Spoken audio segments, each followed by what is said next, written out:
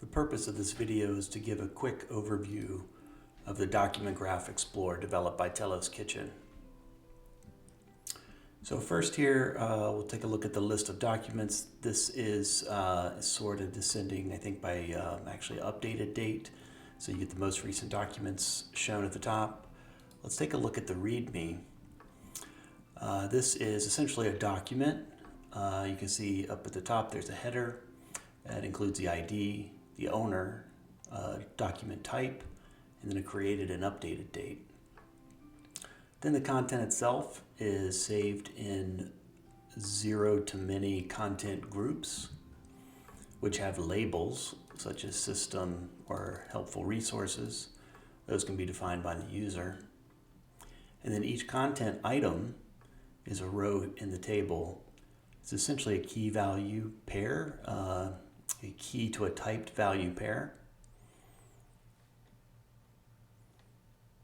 And these can be any of the supported EOSIO data types.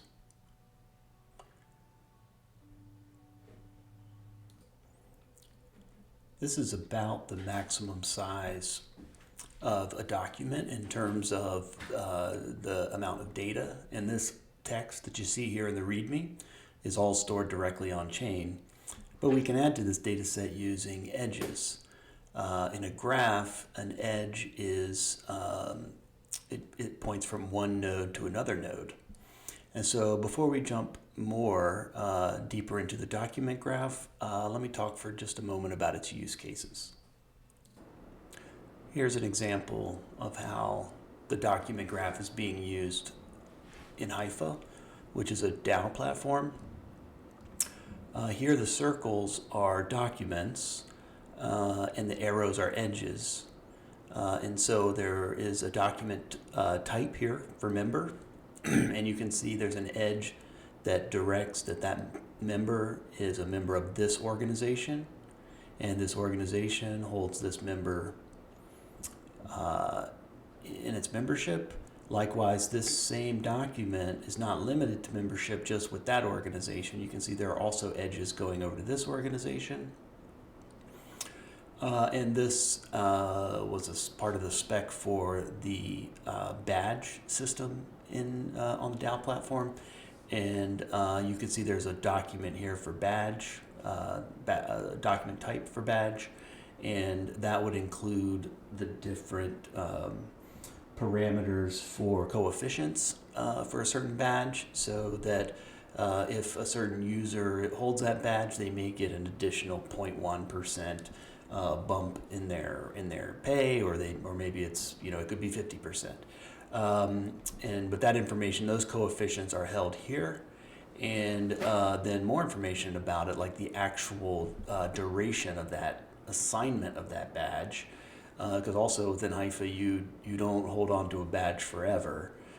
You apply to hold it for a certain duration, and then it automatically expires unless you renew it. And so that time-based information is stored in this document, and the coefficients are stored here in this document. And then there's another member, it's actually another badge, is for the badge librarian who manages the proposals to update the badges and the avatars and so forth. And anyway, this is just one example of how it's used. Well, we also use the document graph for some supply chain use cases. Particularly here's an item, and then we have another document type for checkpoint, and then an item gets scanned throughout the supply chain. It's quite simpler than what you see with Haifa, but we use the same contract, the same source code, and actually the same table to store all of these different elements in the same graph. Another use case that we are actively using it for is the Kitchen Lands LLC registration, which is a Wyoming-based LLC that owns 36 acres in Wyoming and is registered on Telos. Here you have the description of the property that's owned, We've got some files on IPFS, and that's just great. Look at that. There's a map to where the property is located. You can find like the detailed LLC registration with the chain ID, where it's being operated, the source code, all of that. So this is just a great utility to save all of the documentation with our LLC. If you're here in the DGE, this is the public but the public graph. And you can also click here to look at, say, the HIFA graph. And you'll see all the documents here. I've already navigated to this one. So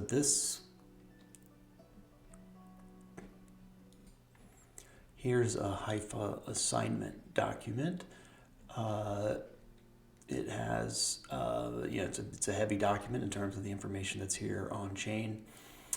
There's a description, the timeshare, which is sort of your commitment level, like that would be 10%. This is the hash of the role, the hash of the start period.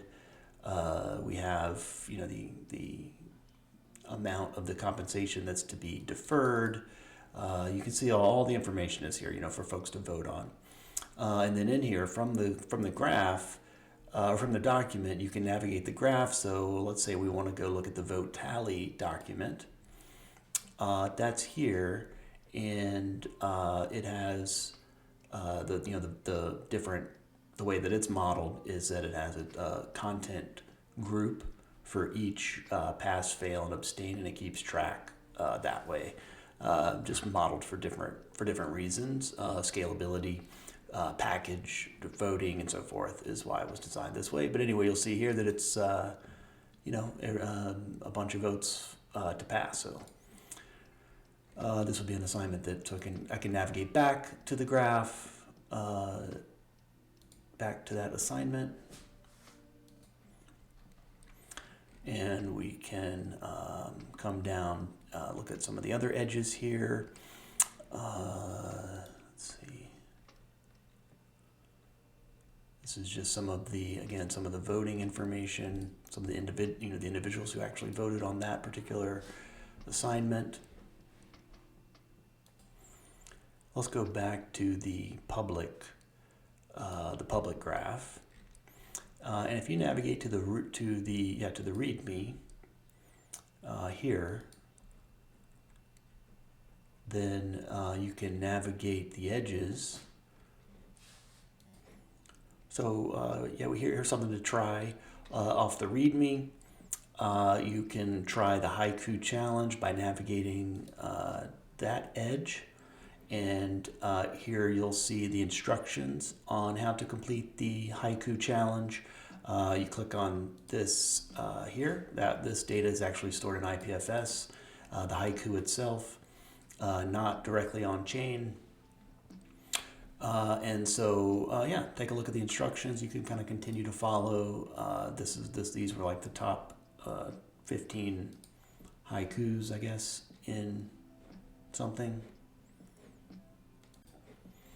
And then to complete the challenge is just to make sure you're logged in the upper right hand corner with the anchor, and then you can extend. When you find a haiku that you like, you can extend that item in the graph and create a new document to leave your own haiku.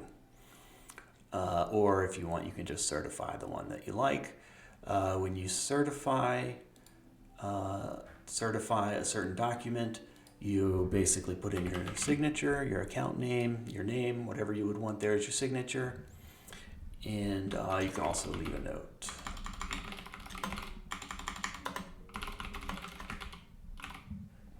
And you can choose either or both of which you can encrypt and or put in IPFS, but we'll do neither.